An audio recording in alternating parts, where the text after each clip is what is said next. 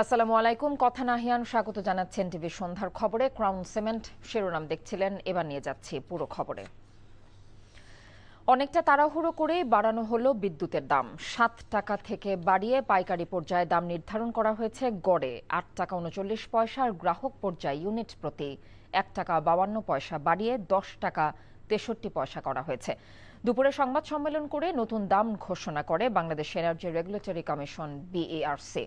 কমিশনের আদেশ অনুযায়ী জুন মাসের বিল থেকে নতুন মূল্য হার কার্যকর হবে। সেলিম মালিকের রিপোর্ট। জ্বালানি তেল ও গ্যাসের বাড়তি দামে এমনিতেই অস্বস্তিতে দেশের মানুষ। উচ্চ মূল্যস্ফীতির চাপে বিপর্যস্ত জনজীবন। এমন বাস্তবতায় গণশুনানির 2 সপ্তাহ শেষে অনেকটাই তড়িঘড়ি করে বাড়ানো হলো বিদ্যুতের দাম। বর্তমান পাইকারি পর্যায়ে বিদ্যুতের গড় মূল্য ইউনিট প্রতি 7 টাকা। নতুন সিদ্ধান্তে তা 1 টাকা 39 পয়সা বাড়িয়ে 8 টাকা 39 পয়সা নির্ধারণ করা হয়েছে। অন্যদিকে খুচরা পর্যায়ে গড় মূল্য 9 টাকা 11 পয়সা থেকে বেড়ে দাঁড়াবে 10 টাকা 63 পয়সা। এছাড়া বিদ্যুতের সঞ্চালন মূল্যহার বিদ্যমান 31.35 পয়সা থেকে বাড়িয়ে 38.86 পয়সা নির্ধারণ করা হয়েছে। বিদ্যমান খুচরা বিদ্যুৎ মূল্যহার ওয়েটেড অ্যাভারেজ 9.11 টাকা কিলোওয়াট ঘন্টা থেকে 1.52 টাকা কিলোওয়াট ঘন্টা বৃদ্ধি করে 10.63 টাকা কিলোওয়াট ঘন্টা পুনর্নির্ধারণ করতে আদেশ প্রদান করা হয়েছে। BERC জানায়, বিদ্যুৎ উৎপাদন, ক্রয় ও আমদানি ব্যয় বৃদ্ধি সহ সার্বিক আর্থিক পরিস্থিতি বিবেচনায় নতুন মূল্যহার নির্ধারণ করা হয়েছে। নিঃসন্দেহে এটার কারণে মানুষের যেটা দৈনন্দিন যেটা ব্যয় এটা মাসিক ব্যয় এটা বৃদ্ধি পাবে, তার একটা প্রভাব পড়বে। এটার অর্থনৈতিক ইম্প্যাক্ট অ্যানালিসিস যদি বলেন, ইকোনমিক ইম্প্যাক্ট অ্যানালিসিস, সেই ধরনের কোনো অ্যানালিসিস করা হয় নাই, বাট এটা করার সুযোগ আছে। পাইকারি মূল্য বৃদ্ধি সত্ত্বেও বাংলাদেশ বিদ্যুৎ উন্নয়ন বোর্ড PDBর ঘাটতি পূরণে সরকারকে বছরে 41,000 কোটি টাকা ভর্তুকি দিতে হবে। আরও 41,000 কোটি টাকা ঘাটতি থাকবে সম্ভাব্য। সেলিম মালিক, NTV নিউজ, ঢাকা। সকল শ্রেণী পেশার মানুষের কল্যাণের কথা চিন্তা করেই আগামী বাজেট দেওয়ার উদ্যোগ নিচ্ছে সরকার। সকালে সচিবালয়ে প্রধানমন্ত্রীর সঙ্গে জাপানের বৃহৎ ট্রেডিং ও বিনিয়োগ প্রতিষ্ঠান মিৎসুই অ্যান্ড কোংয়ের প্রতিনিধি দলের বৈঠক শেষে একথা জানিয়েছেন অর্থমন্ত্রী আমির খসরু মাহমুদ চৌধুরী। তিনি বলেন, বিগত সময় লুটপাট আর অনিয়মের কারণে অর্থনীতির অবস্থা খুবই নাজুক। বাজেটের সুফল যাতে প্রতিটি নাগরিকের কাছে যায়, সরকার সে চেষ্টাই করছে জানিয়ে মন্ত্রী বলেন, ঋণ নির্ভর অর্থনীতির বিপরীতে বিনিয়োগ নির্ভর অর্থনীতি গড়তে চায় সরকার।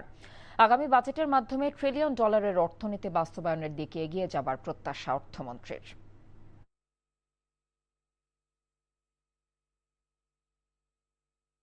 এই দেশের প্রত্যেকটি নাগরিককে মাথায় রেখে বাজেট দেওয়া হচ্ছে ইনশাআল্লাহ। আমাদের একটা খারাপ সময়, ভঙ্গুর অর্থনীতি, তার মধ্যে আমরা চেষ্টা করেছি বাংলাদেশের প্রতিটি মানুষের কথা চিন্তা করেছি।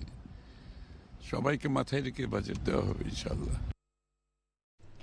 সব উপজেলা হাসপাতালকে 100 শয্যায় উন্নীত করার নির্দেশ দিয়েছেন প্রধানমন্ত্রী তারেক রহমান। স্বাস্থ্যমন্ত্রী সর্দার সাখাওয়াত হোসেন আজ সচিবালয়ে সাংবাদিকদের কাছে কথা জানিয়েছেন। গতকাল প্রধানমন্ত্রীর সাথে স্বাস্থ্য মন্ত্রণালয় বিষয়ক এক বৈঠকে এমন নির্দেশনা দিয়েছেন প্রধানমন্ত্রী। এছাড়া আগামী 6 মাসের মধ্যে খুলনা, বরিশাল, রংপুর, রাজশাহী ও কুমিল্লায় বিদ্যমান শিশু হাসপাতালগুলোকে 200 শয্যায় উন্নীত করারও নির্দেশনা দিয়েছেন বলেও জানিয়েছেন স্বাস্থ্যমন্ত্রী। এজন্য প্রয়োজনীয় লোকবল বরাদ্দ দিতে জনপ্রশাসন মন্ত্রণালয়কে বলা হয়েছে। মন্ত্রী আরও জানিয়েছেন, চীনের উদ্যোগে বাংলাদেশের 5টি শহরে নারীদের জন্য বিশেষায়িত হাসপাতাল হবে। একটি হাসপাতালে পূর্ণ জনবল বরাদ্দ করার জন্য মাননীয় প্রধানমন্ত্রী গতকাল আমাদের জনপ্রশাসন মন্ত্রীকে নির্দেশনা প্রদান করেছেন। আগামীকাল জনবল বরাদ্দ হলে আমরা অর্থ মন্ত্রণালয় থেকে আর্থিক কোড নিব এবং ইনশাল্লাহ আগামী কয়েক মাসের ভিতরে মাননীয় প্রধানমন্ত্রীকে নিয়ে আমরা এই 5টি শিশু বিশেষায়িত হাসপাতাল উদ্বোধন করব। প্রত্যেকটিতে ICU থাকবে। পররাষ্ট্র প্রতিমন্ত্রী শামা ওবায়েদ বলেছেন, অন্য দেশের কেউ হাদি হত্যা নিয়ে কি বলল তা বাংলাদেশের আমলে নেবার বিষয় নয়। হাদি হত্যার বিচার করতে বাংলাদেশ প্রতিজ্ঞাবদ্ধ। সকালে পররাষ্ট্র মন্ত্রণালয়ে এক ব্রিফিংয়ে এসব কথা বলেন পররাষ্ট্র প্রতিমন্ত্রী। তিনি বলেন, জাতিসংঘের সাধারণ পরিষদের সভাপতি হিসেবে পররাষ্ট্রমন্ত্রী ডক্টর খলিলুর রহমান নির্বাচিত হওয়া বাংলাদেশের মানুষের জন্য গর্বের। তিনি এটিকে বাংলাদেশের গণতন্ত্রের বিজয় বলেও উল্লেখ করেছেন। ব্রিফিংয়ে তিনি আরও বলেন, শুধু জাতিসংঘ নয়, সারা বিশ্বই বাংলাদেশের ওপর আস্থা রেখেছে। এ নির্বাচনই তার প্রমাণ। এদিকে প্রধানমন্ত্রীর প্রথম বিদেশ সফর নিয়ে প্রতিমন্ত্রী জানিয়েছেন, বহু দেশ থেকে আমন্ত্রণ এসেছে। প্রধানমন্ত্রী কোথায় যাবেন সেটি একান্তই তার সিদ্ধান্ত।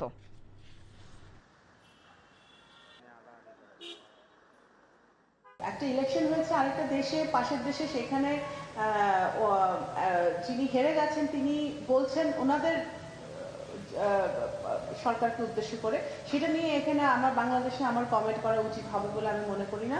এবং কিন্তু আমরা হাতি হত্যার ব্যাপারে আমরা ডিরেক্টলি গভর্নমেন্টের সাথে, কারণ আমার যদি এই কালপিটদেরকে ফেরত আনতে হয়, তাদেরকে কিন্তু আমার ভারত সরকারের সাথে কূটনৈতিক সম্পর্কের মাধ্যমে আমার ফেরত আনতে হবে, এবং সেগুলো কিন্তু আমরা কাজ করছি খুবই সিরিয়াসলি, এবং এটা কিন্তু এগিয়েছে, বেশ ভালো এগিয়েছে। একটি মহল দেশে অস্থিতিশীল পরিস্থিতি তৈরির চেষ্টা করছে বলে অভিযোগ করেছেন স্থানীয় সরকার মন্ত্রী ও বিএনপি মহাসচিব মির্জা ফখরুল ইসলাম আলমগীর। এ সময় তিনি সকলকে সতর্ক ও সজাগ থাকার আহ্বান জানিয়েছেন। দুপুরে ঠাকুরগাঁওয়ের রুহিয়া উপজেলা বাস্তবায়ন করায় গণসংবর্ধনা অনুষ্ঠানে একথা বলেন তিনি। বলেন, তারেক রহমানের সরকার শুধু কথার সরকার নয়, যে প্রতিশ্রুতি দিয়েছেন সেগুলো বাস্তবায়নের চেষ্টা করছেন। এ সময় তরুণ সমাজকে মাদক থেকে দূরে থাকার আহ্বান জানিয়ে মির্জা ফখরুল বলেন, দেশ করতে হলে তরুণদের নিজেকে তৈরি করতে হবে। একটা মহল চেষ্টা করছে দেশে অস্থিতিশীলতা সৃষ্টি করবার জন্য। আপনাদের কাছে আমাদের আবেদন, যে অস্থিতিশীলতা সৃষ্টি না করতে পারে তার জন্য আপনাদেরকে সতর্ক থাকা, সজাগ থাকা। কারণ এই সময়ে যখন আমরা নতুন করে দেশ গঠন করবার কাজ শুরু করেছি তারেক রহমানের নেতৃত্বে, তখন যেন আমরা আবার বিভ্রান্ত না হয়ে যাই। সারা দেশে গত 24 ঘন্টায় নিশ্চিত হামে মৃত্যু না থাকলেও হামের উপসর্গে আরও 7 শিশু মারা গেছে। এ পর্যন্ত মোট প্রাণহানি 601 জন ছাড়িয়েছে। বুধবার নিয়মিত এক সংবাদ বিজ্ঞপ্তিতে স্বাস্থ্য দপ্তর এই তথ্য জানিয়েছে। এদিকে গত 24 ঘন্টায় আরও 1255 শিশু এ রোগে আক্রান্ত হয়েছে। এ নিয়ে মোট আক্রান্তের সংখ্যা ছাড়িয়েছে 83,000। এ পর্যন্ত হাসপাতালে মোট সন্দেহজনক হাম রোগী ভর্তির সংখ্যা 60,000 এবং সুস্থ হয়ে বাড়ি ফিরেছে 55,000-এরও বেশি শিশু। এবারে ফুটবল বিশ্বকাপ প্রসঙ্গ। বাংলাদেশে ফিফা বিশ্বকাপের খেলা দেখা নিয়ে অনিশ্চয়তা কাটছে। ডিজিটাল সম্প্রচার সত্য নিশ্চিত করেছে বাংলালিংক। টিভি সত্য পেতে পারে বিটিভি। 2026 ফিফা বিশ্বকাপে ডিজিটাল সম্প্রচার সত্য পেয়েছে দেশের ডিজিটাল সেবাদাতা প্রতিষ্ঠান বাংলালিংক।